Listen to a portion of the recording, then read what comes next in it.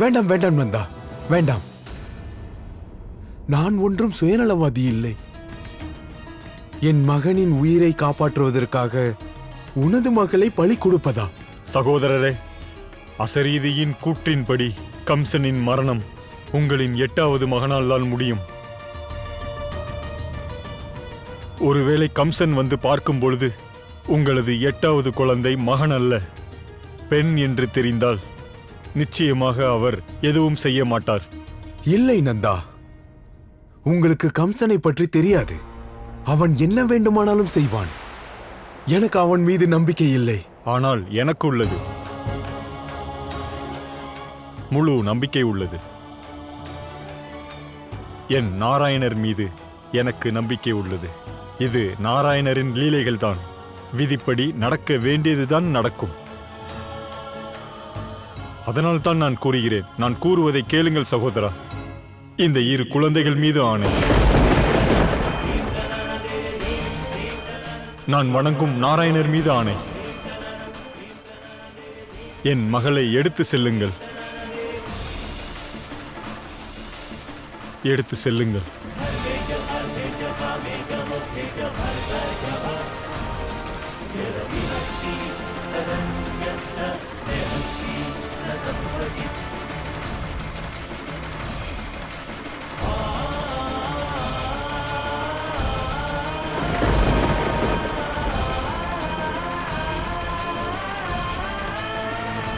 செல்லுங்கள் சகோதரா. தர்மத்தை நிலைநாட்டுவதற்கு நாம் கடுமையான மனதுடன் கடுமையான முடிவுகள் எடுக்க வேண்டும்.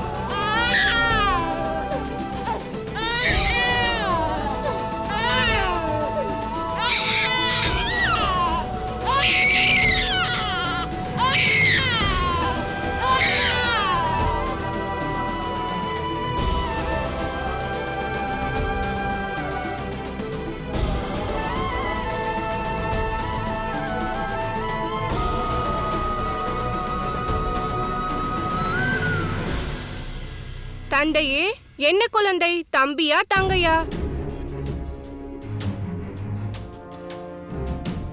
கூறுங்கள் தந்தையே, என்ன குழந்தை என்று? தம்பியா தங்கையா?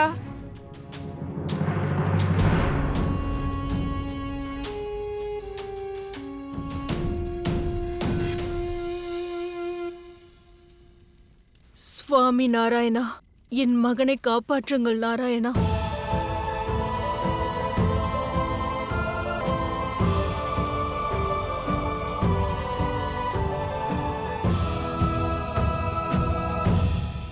எதற்காக குழந்தையை திரும்ப கொண்டு வந்தீர்கள்?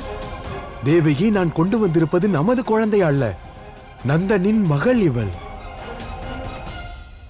நந்தனின் மகனா?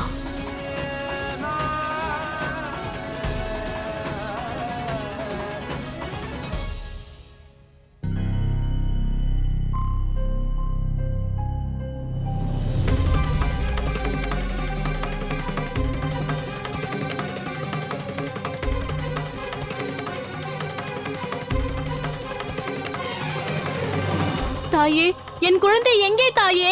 என் குழந்தை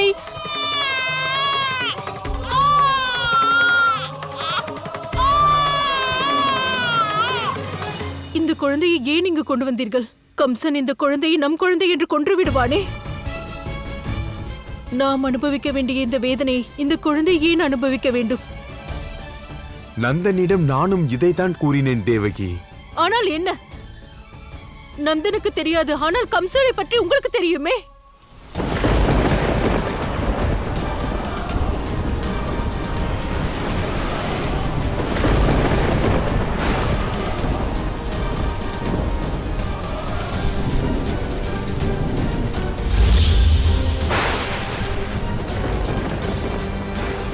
நான் எனது காலனின் காலனாவதை யாராலும் தடுக்க முடியாது.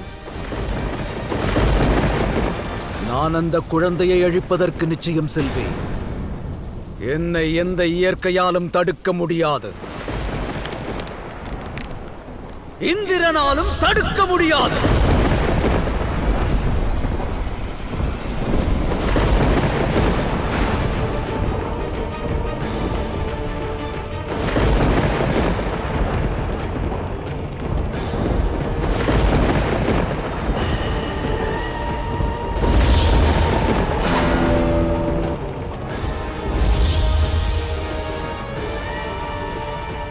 நான் தான் கூறினேன் அல்லவா, கம்சனை யாராலும் தடுக்க முடியாதென்று. யாராலும் முடியாது.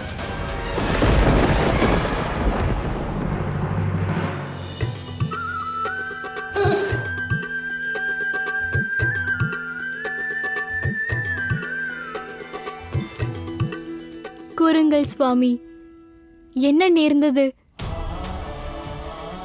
இதுவரை இவ்வாறு நடந்ததே இல்லை. குழந்தை பிறந்ததும் என்னை அறியாமல் என்னுடைய கண்களை மூடிவிட்டேன். ஆழ்ந்த தூக்கத்திற்கு சென்று விட்டேன். பிறந்தது ஆணா பெண்ணா என்று கூட தெரியவில்லை. கூறுங்கள் சுவாமி, பிறந்தது மகனா இல்லை மகளா? இது அந்த கடவுளின் முடிவு. உங்களது மகன் உயிர் வாழ்ந்தே ஆக வேண்டும். இந்த குழந்தைகளின் பிறப்பின் ரகசியத்தை எவரும் அறியக்கூடாது. யசோதா, நமக்கு நாராயணர் அன்பு மகனை அளித்துள்ளார். யசோதா, உன் மகனை வாங்கிக்கொள்.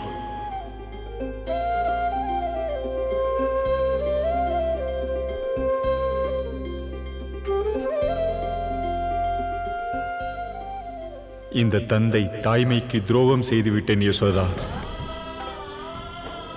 என்னை நீ மன்னித்து விடு.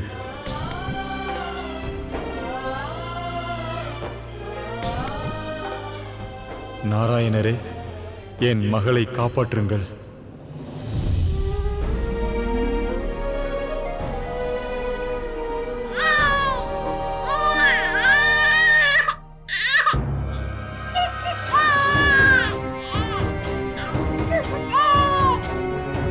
நாம் ஏதேனும் செய்ய வேண்டும். கம்சன் எப்பொழுது வேண்டுமானாலும் வரலாம். வந்தால் இவளை கொன்று விடுவான்.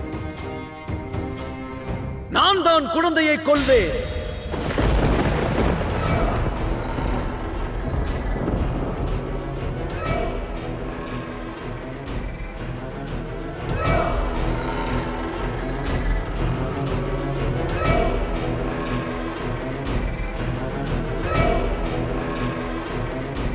நான் வர சற்று தாமதமாகிவிட்டது. அதற்குள் கைவிலங்கை கழற்றி விட்டாயா? அப்படி என்றால் உனது புத்திர பாசம் உனக்கு தாக்குதல் கலையை கற்றுத்தந்து விட்டதா? ஆனால் என்ன செய்தாலும் சரி, இவன் என்னை அழிக்க முடியாது. நான் இவனை அழிப்பேன். நான் அழித்தே தீருவேன். வேணும் சகோதரா, வேண்டாம், விட்டு விடுங்கள். வேண்டாம் சகோதரா, குழந்தையை விட்டு விடுங்கள். இந்த குழந்தையை கொன்று பாவம் செய்யாதீர்கள் சகோதரா. கம்சா, எங்களின் மகன் தான் உன்னை கொல்வான் என்று அசிரீரி கூறியது. ஆனால் இவள் பெண். இவள் அவள் இல்லை. இவளை விட்டுவிடு. எங்கள் குழந்தையை கொல்லாதே.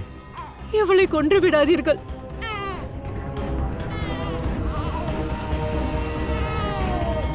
வாய்ப்பே இல்லை.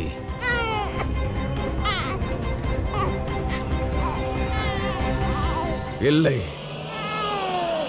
நான் இந்த குழந்தையை விடமாட்டேன். இது மகனோ இல்லை மகளோ, இது இறந்தே ஆக வேண்டும். இது இறந்தே ஆக வேண்டும். சகோதரா, வேண்டாம், வேண்டாம், சொல்வதை கேளுங்கள். வேண்டாம் கம்சா, நில்.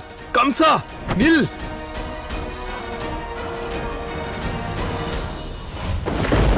குழந்தையை விட்டுவிடு கம்சா. இதோ பார், இந்த இடத்தில்தான் நான் உனது அனைத்து குழந்தைகளையும் துன்புறுத்திக் கொன்றேன்.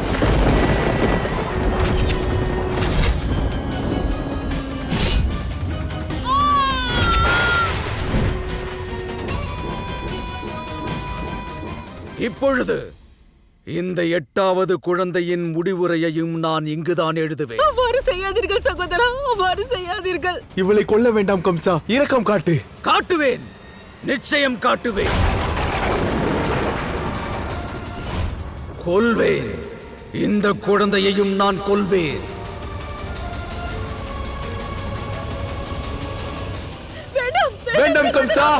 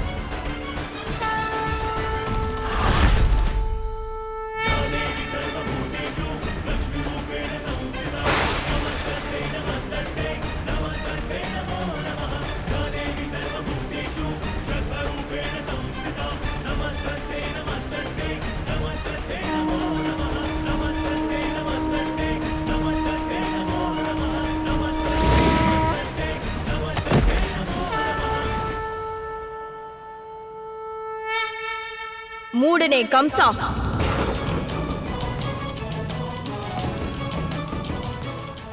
சக்தியை அழிப்பதற்கான சக்தி உன்னிடம் இல்லை. நீ என்னை அழிக்கப் போகிறாயா? உன்னை அழிப்பதற்காகவே ஒருவன் பிறந்து விட்டான்.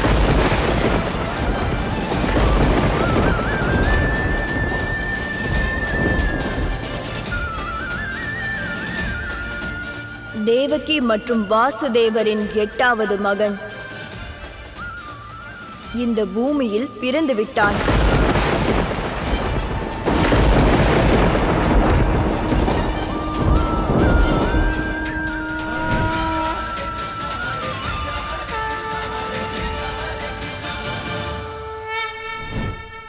ஆனால் நானோ அக்குழந்தையை காப்பதற்காகவே அவதரித்தேன். நான் அவதரித்த வேலை முழுமையடைந்தது. இப்போது கூறுகிறேன், நீ உனது மரணிக்கும் நாளை இப்போதே எண்ண துவங்கிவிடு.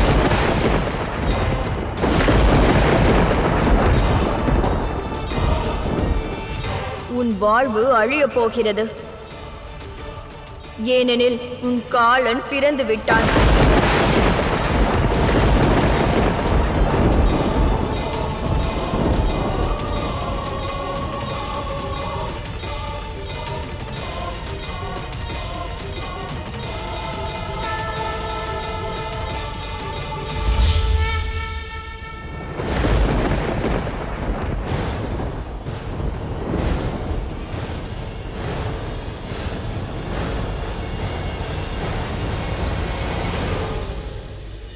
எனது மகன், என்னுடைய செல்வ மகன் பிறந்து விட்டான். பலராமா, இங்கு பார்த்தாயா? உன்னுடைய தம்பி.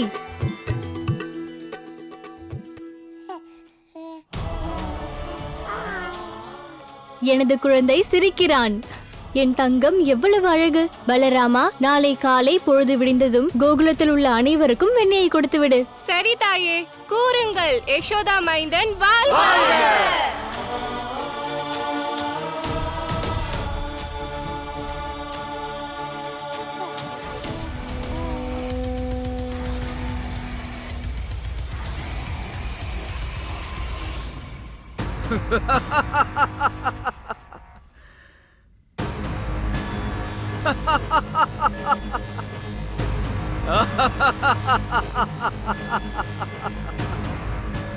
உன்னுடைய முயற்சியை நான் தடுத்து நிறுத்துவேன். பூமியில் நீ எங்கு அந்த குழந்தையை மறைத்து வைத்தாலும் உன்னால் இந்த கம்சனின் பார்வையில் இருந்து அந்த குழந்தையை மறைத்து வைக்க முடியும். சீக்கிரம் அந்த குழந்தையை கண்டுபிடிப்பேன். பிறகு இதோ இங்கே உங்கள் கண் முன்னால் நான் அவனை கொல்வேன்.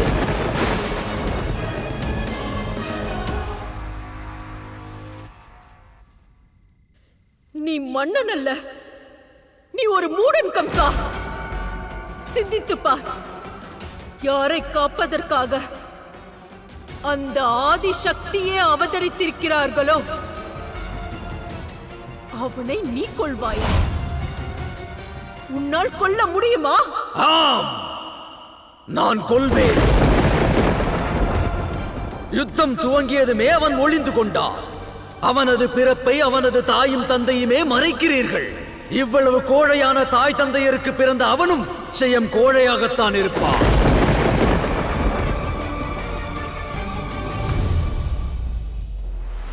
நீ மறந்து விடாதே, கோழை போராட மாட்டான், சரணடைந்து விடுவான். அவன் போரிட மாட்டான், கும்பிட்டு வணங்குவான். புரிகிறதா? அதனால் கனவு காணாதே.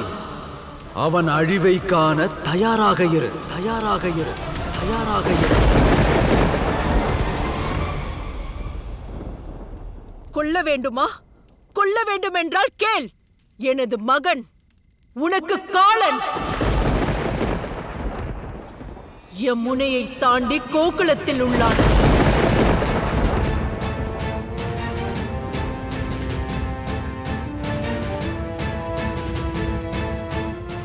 ஆனால் உன்னால் அங்கு செல்ல இயலாது.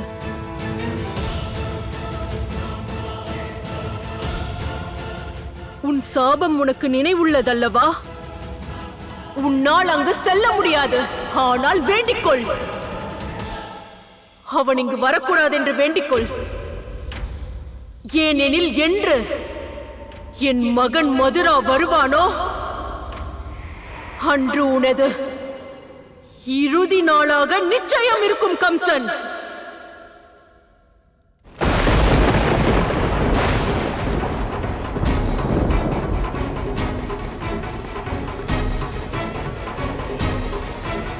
ஆம், அன்று அசிரீரி கூறியது உண்மையாகும்.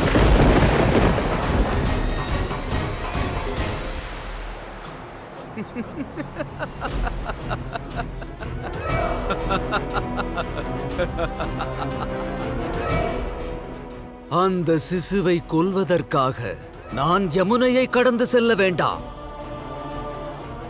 அவன் அங்கேயே இறப்பான். அக்கரையில் நான் அவனை நிச்சயமாக மதுராவிற்கு வரவே விட மாட்டேன். ஏய், கேள் வாசுதேவன் மற்றும் தேவகியின் மகனே, நீ எங்கிருந்தாலும் சரி கம்சனுக்கு காலனாக ஆக முடியாது. ஏனெனில் நீ நாளை இறக்கப் போகிறாய்.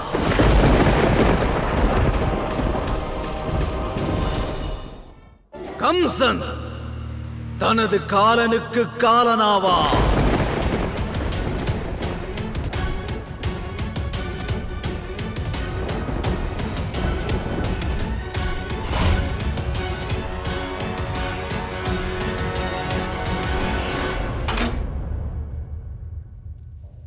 குழந்தை பிறக்கும் போது முரசு கொட்டுவது நம் குல வழக்கம். ஆனால் இன்று உனக்காக நான் தாளத்தை எழுப்புகிறேன். ஏனெனில் உனது அழிவு இன்று ஆரம்பமாகிவிட்டது கம்சன்.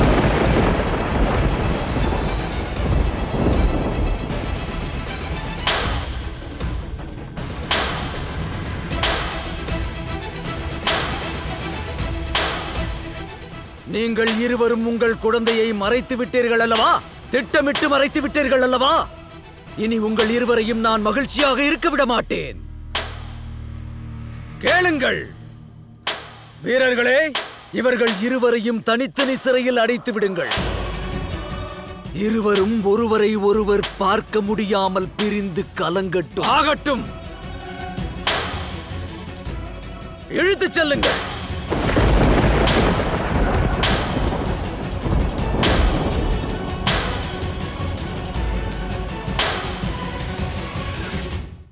கவலைப்படாதே தங்கையே, உனது மகன் இறந்த செய்தியை கேட்பதற்கு உங்கள் இருவரையும் நான் ஒன்று சேர்த்தேன். ஆனால் அப்பொழுதும் ஒரே ஒரு வித்தியாசம்தான்.